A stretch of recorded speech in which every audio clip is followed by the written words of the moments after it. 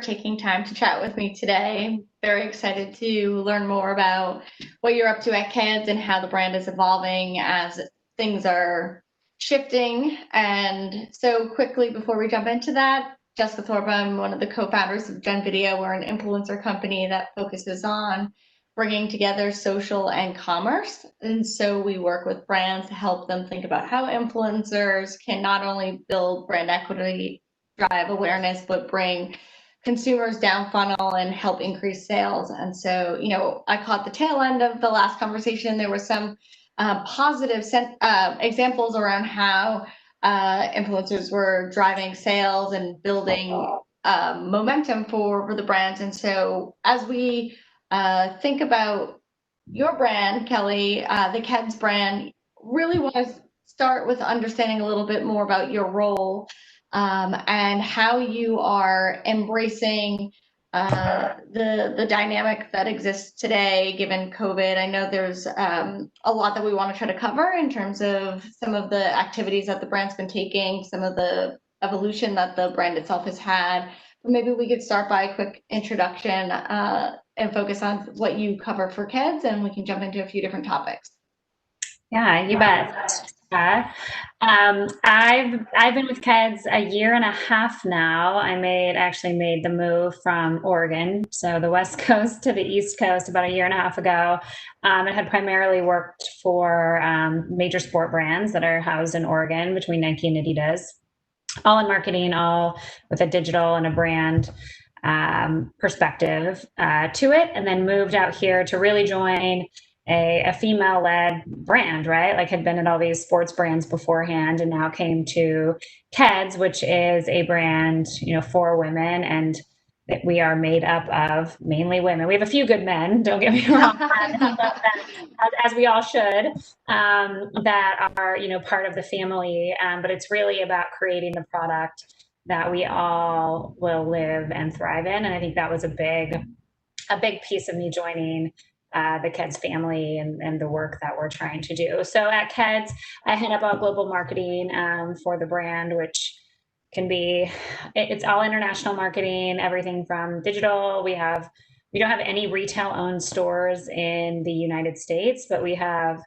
hundreds globally. So it's also an interesting time because of COVID and retail and handling that internationally without having to handle it in the US. So there's a little of a challenge there, not having owned retail to understand the current market, but it's also been great to have partners there. So we really everything you can think of under the sun for marketing is what my team does, from digital to retail. And I know we'll get into this in a bit, but also the branding exercises and the shifts given the current times we're living in.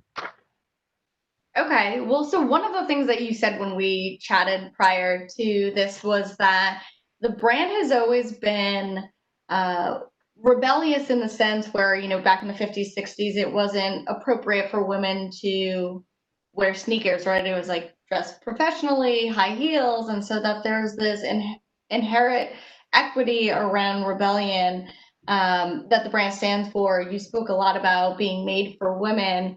As you were coming into the beginning of this year, you had spoke that the brand was going through a bit of a transformation. And so can you talk a little bit about what you were doing in 2019, how that was shifting as you were entering into the beginning of this year, and what you were able to capitalize on or maybe had to pivot around as we were entering COVID, probably right at the beginning of when some of these activities were about to occur? Yes, absolutely.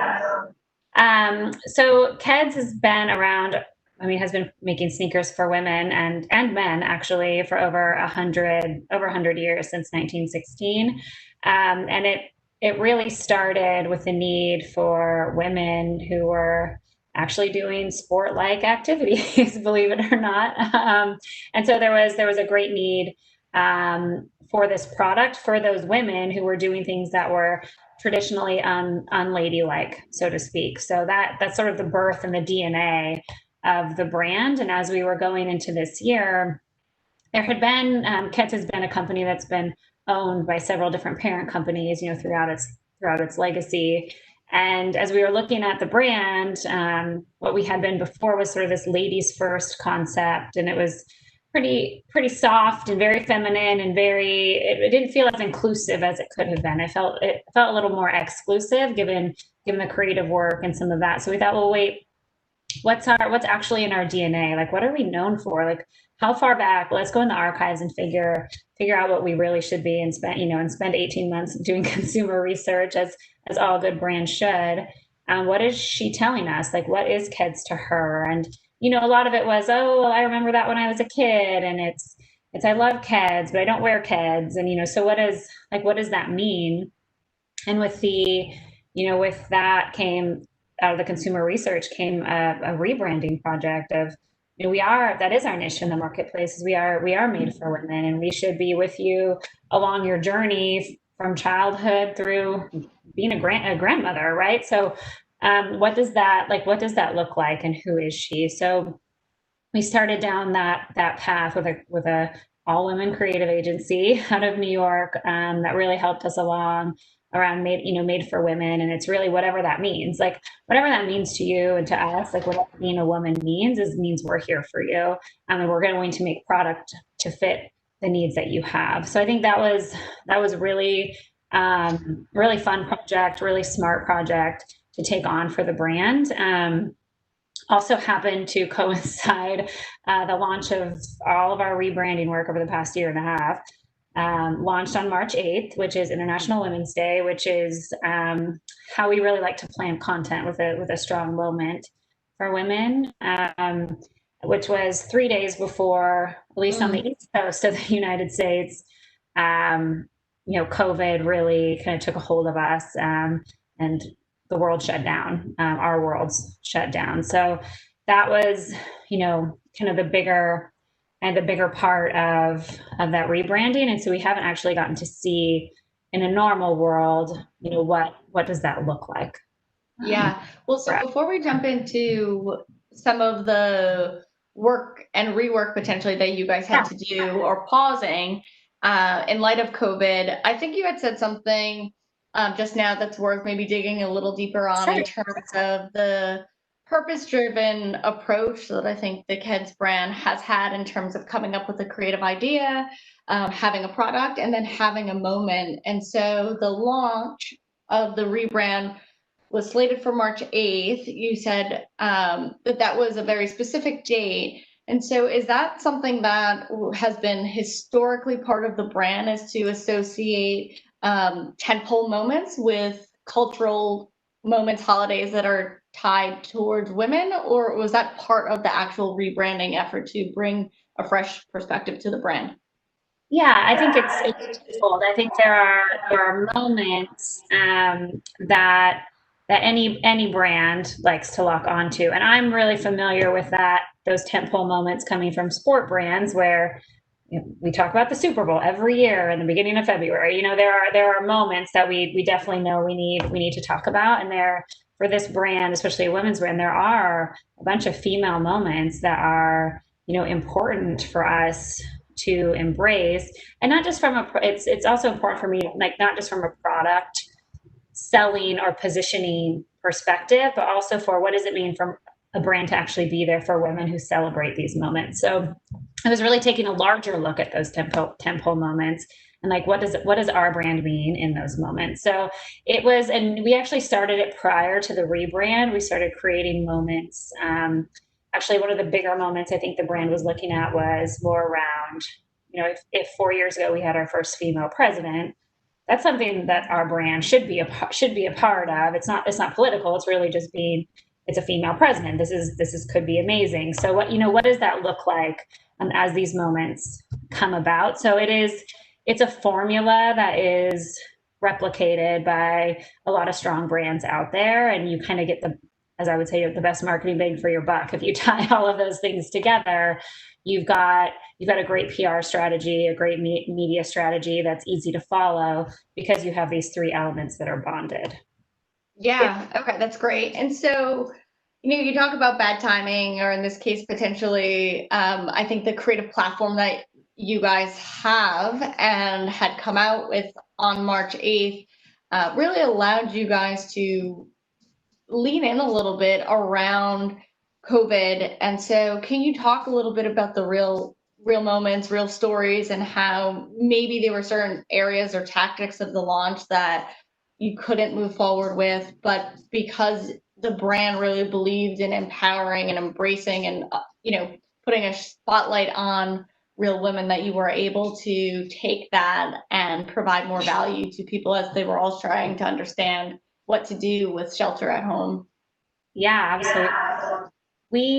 We are fortunate that our brand, kind of our new platform, and I will say our creative platform that went with the new brand positioning, was all about real women and real stories. So in the past, it had been about models and studios and true influencers, we had Taylor Swift back in the day. So who are these that we'd pay a lot of money for, across the board, to have like one or two women that I think people now are smart enough to know that you're paying that woman to talk about your products.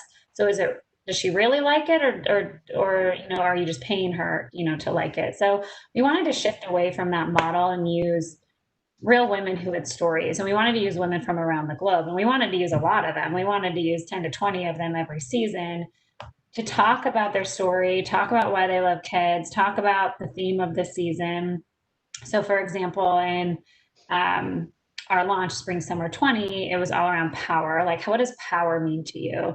And we would tie that woman's story to a product. So our champion is the ultimate sneaker. It's the power sneaker, we call it. It is the original sneaker of 1916, and it's just seen some tweaks here and there. But as you know, if you saw it today, you'd be like, yes, I definitely wore that as a kid. It's definitely built better now, but it's a shoe we all know and love, right? And so these powerful women have worn that shoe in their lifetime, and there's some nostalgia there, and it gives them a confidence again about, this brand is here for me, and they're letting me tell my story. And even though I don't have 1 million followers on Instagram, like, they care about my story, and they're giving me a platform that other people care about my story. So it was really born out of a need to connect with real women. So we had started that prior to COVID, and we actually pair up a female photographer with our ambassador in their location. We don't do any the only studio shoots we do are what we need for ecom, like our off model foot crops, stuff that you need commercially. But anything for brand storytelling, we actually shoot in a natural environment with our women. And so what that did for us was it allowed us to have content of some of these women already in their home, in a place. We were all now sheltering in our home, and we had content of real women on computers and with their children and with dogs, and like in their day-to-day family life, telling their power stories. And so it really allowed us to lean into that content and we started to shift the stories we were telling and the messaging to be kind of less about like these kind of true power stories, and more about like, what is that? How do you transition that now into these complicated times? And how do you still feel that power and connected when you're trying to work from home? You have a 2 and a 4-year-old hanging onto your leg. You need to take the dog out. Your husband's also on Zoom calls. Like, how do you manage that? And so we actually started giving these women also the reins to our channels and saying, like, why don't you tell the rest of the KEDS family and the other KEDS consumers how you're doing this? So we just opened it up and started to be really transparent with these women that are part of our brand family, to tell us what a day in their life looks like. And I think it felt really good for other women to be like, okay, like, she appeared to have her stuff together, and she's doing the best she can, just like the rest of us, right? And here's a brand that is doing that also. Like, we're all doing the best we can. I think we saw some other brands really do that as well, like bring the people that work for them out into the forefront about how we're going through this. So it was good. We rallied around a lot of other brands doing the same thing. It was really actually good to see some of these more female focused brands almost like hold hands and figure out how to message and learn from each other, and how to go out and help one another. It's kind of a really interesting, very unfortunate turn of events, but also a very powerful time for women to like realize what they can actually do. Yeah, it almost seems serendipitous in terms of the ability for you guys to really accentuate this real story, real woman platform that you have, and allow the ambassadors, as you call these women, to embrace the brand in a more real, authentic way than maybe consumers had seen in the past. And so, had the volume of work, so to speak, that you had engaged them for increased, or did you just start to allow them to, as they wanted to engage, do more? Because I'd imagine, having them take over your social channels wasn't something that was originally in the plan, but just seemed very organic and natural as events started to unfold and you realized that they were in it the same way your customer was, and that they could help provide some reassurance and content at the same time.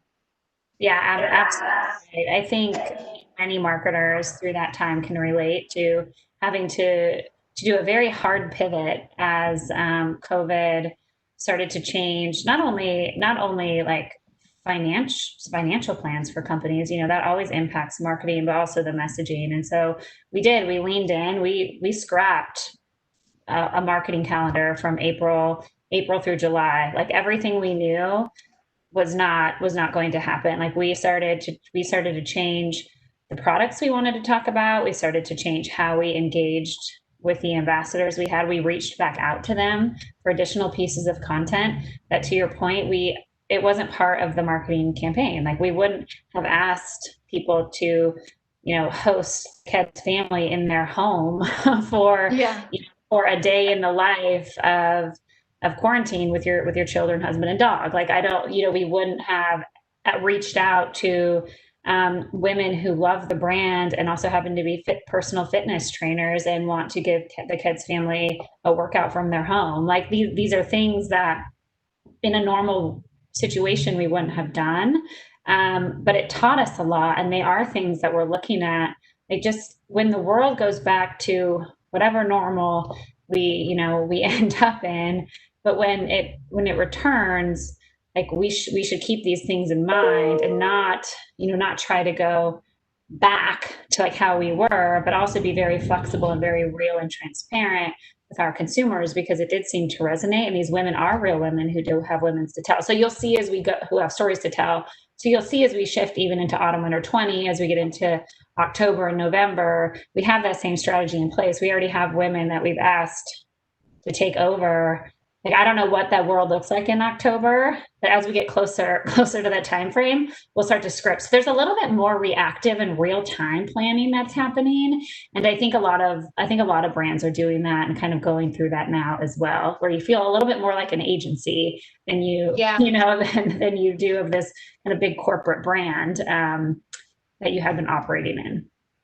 Well, it seems like you guys are set up for success based on the fact that you've already had such experience bringing the content creation process into the home of the ambassadors that you have. Shifting gears just a little, you mentioned something around relooking at the plan, making changes, not doing certain things.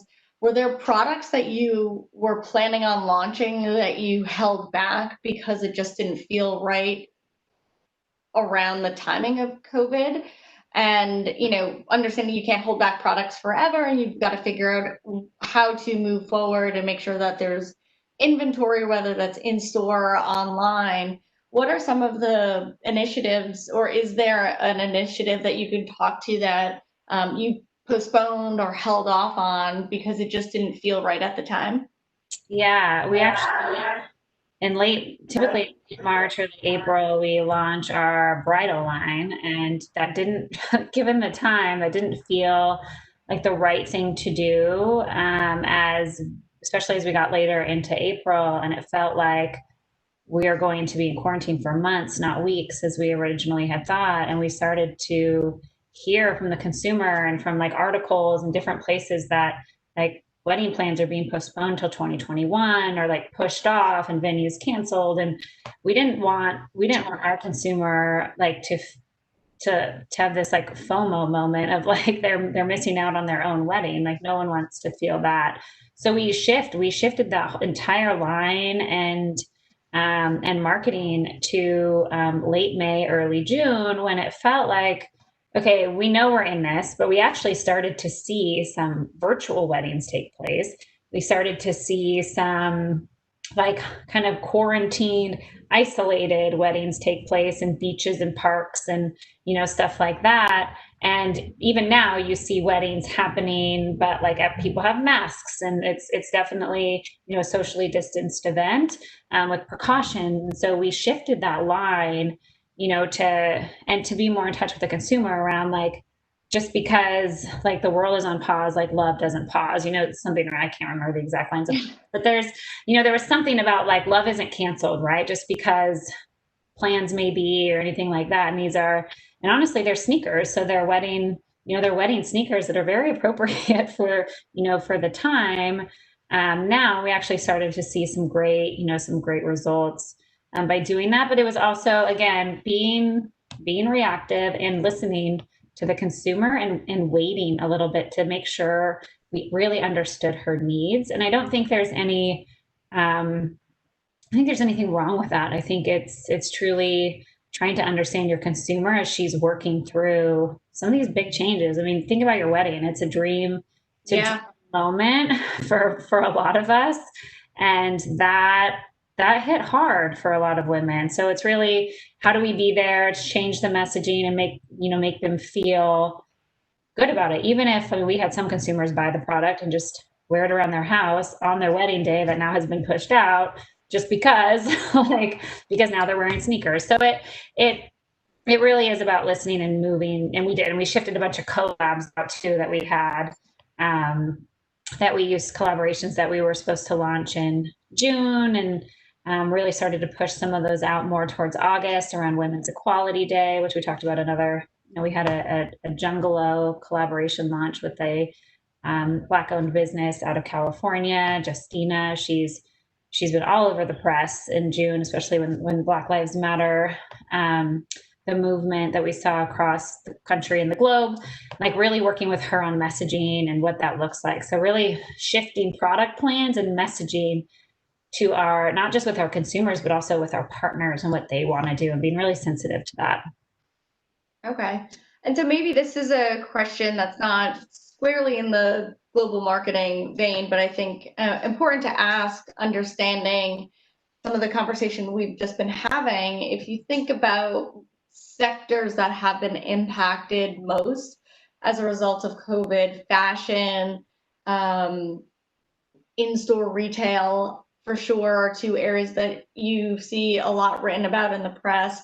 How much have the merchandising or commercial aspect of the business had to change, and were you prepared, understanding that so many purchases for your product were happening in store? Can you talk a little bit about what you were able to do quickly and things that you're needing to do to really be more present and relevant for consumers where she's looking for your product, as you speak to the fact that the COVID isn't going anywhere, but what does that mean in terms of the shopping experience that the KEDS customer has? Yeah, I mean, I think the biggest part, at least in the United States, is we don't have owned retail, but we do, to your point, have a lot of wholesale partners that our product and our consumer depends on being open. And there's a shift there that happens to all digital. So we saw some wholesale partners who already had a strong hold on their e-com business make that shift. I won't say easily, but we're able to hold on to that and make that shift and start to make up for some of their in-store sales. Unfortunately, so many wholesalers are so big and have so many doors across the country that I don't know if anyone didn't suffer the closure or the complete Yeah. complete closure of some of these businesses. And so there was a dramatic shift to online and focusing. So we started to focus our efforts on who's doing online the best of our partners. And that's where we need to start to devote attention to, including our own website, KEDS.com. So how do we get Did you have a DTC business prior or? Yes.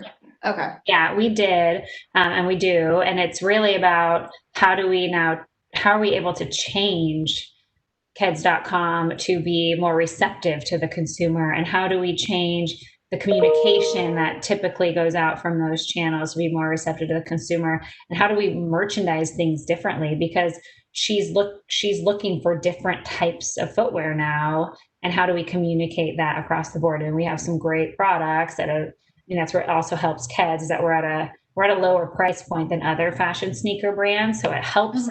So how do we communicate that to her, that this is, kind of an indoor outdoor sneaker now versus just a fashion brand sneaker? And you do have to work. You have to listen and figure out how your product can fit into her new world, and you have to reach her on those digital channels. So we did start to do some things, in paid media. We started to go after some different consumer targets that we wouldn't have done in the past, that typically our wholesale partners owned. Well, if they're not performing, we ripped the Band-Aid off and would go after those certain consumers that were like lookalikes of our wholesale partners. So we started to do a lot of that and started to see some great success and trying to acquire, some consumers that weren't traditionally KEDS.com consumers, but they were our wholesale consumers. So we should be bringing them, into us. So we had some favorable results early on by doing that. And I think as the world starts to get used to this normal, or things start to pick up and go back, I mean, I think it's still a practice we'll look at participating in, because it did benefit us greatly. But it is really focusing and owning your own channel, because that's the house you can protect. Yeah, no, that's really smart. And so I guess from here we'll transition. We've got a couple questions. So the time that we have left.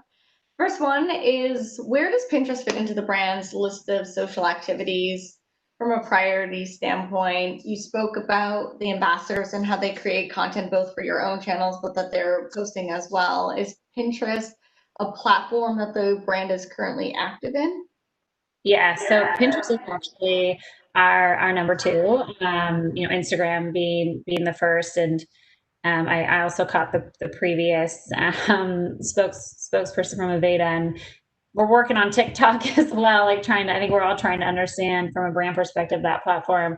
But yeah, Pinterest is big for us. One of our collaborators has actually come from being one of the bigger women on Pinterest, Ojoy. She's a DIY like phenom, and we love her. We actually just launched her product in July, and she's a big Pinterest, and that's where all of her fans come from, and that's where a lot of our successes have come from the sneaker world. And we're actually looking at other ways to connect with the Pinterest consumer beyond just shopping. I think we all I love Pinterest personally, but we all use Pinterest in all sorts of ways, right? It's that one platform.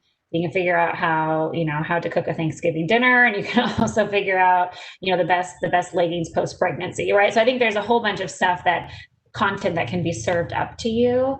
And we're really exploring that DIY space. Like KEDS is really set up well when you think about the white champion, to be tight. There are so many DIY videos out there about people like customizing KEDS, that there's this whole opportunity, especially in Pinterest, to do that. And from a media perspective, Pinterest actually performs really, really well for us.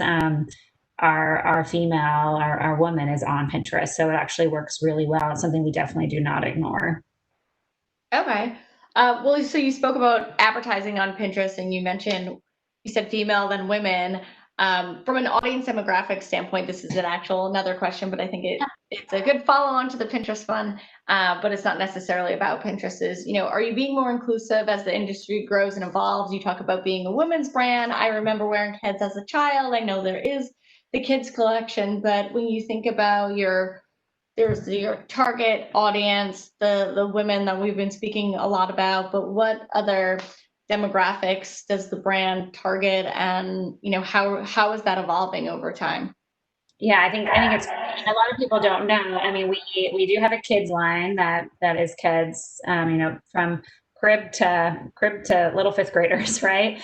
And then we have another brand, Grasshoppers, that's actually more of a comfort line that we are looking to almost bring back into the kids family that services an older consumer. And then we have ProKEDS, and ProKEDS has long been a male, the kind of male counterpart to KEDS. And I also oversee ProKEDS, and there's a beautiful unisex story of footwear within ProKEDS as well that actually hits almost a younger consumer also. And so with COVID came some great opportunities for us to really look at the lines of products that we have and how do we position them under a full KEDS umbrella that is more inclusive. That yes, KEDS is like, we make these shoes for the female foot, right? Like it is, I mean, there is a lot of design and a lot of testing that goes in. Female feet are made, we're built differently, not just in our feet, but we are made different. So our footwear should react to, to the way our feet are made. And that's a huge bonus for KEDS. But we also have a line that she does like, and he loves, within ProKEDS. And we also do have traditional KEDS that he loves as well. So how do we start to blur those lines? And I think that's actually really where that our original tagline came from, of made for women, whatever that means. Whatever that means to you, like these shoes they're all made for everyone. And I think it's important. And we are looking at how we refine that. We're taking this time to really figure out, maybe we're not even the brand we thought we were supposed to be in 2020, because COVID has changed that and people have changed. And you look at the unrest and there's a lot of things going on. Mm-hmm. So how do we come out of this on the other side, ready for that and really listening to what people want? So we still have some work to do. We still have, some work ahead of us to really be as inclusive as we possibly can. And I think that's being very transparent with our consumers, and also letting that feedback come in to us and reworking not just the product line, but also our brand messaging. Great. Welcome back, Nina. Thank you. And thank you both so much for closing out such an amazing day. It was super, super interesting. And definitely the way to end the Fashion and Beauty Day. So thanks, Kelly and Jessica. And a special thank you to all of our speakers today for such engaging and insightful conversations. I know I took a lot from today, whether it's the questions about Pinterest or how to engage directly with consumers, how we're all using influencers, and most importantly, evolving our 2020 plans based on the wild world we live in right now and the unknown that's ahead of us. So we hope that you will all join us again for our next Brand Innovators livecast tomorrow at 2:30 p.m. Eastern Time for Brand Innovators livecast on the future of media, gaming, sports, and esports. So we'll be joined by market leaders from Hulu, Bose, Resident, WPP, and more. And we thank everyone who joined us today, and we can't wait to see you again tomorrow. So thanks again, everyone. Bye.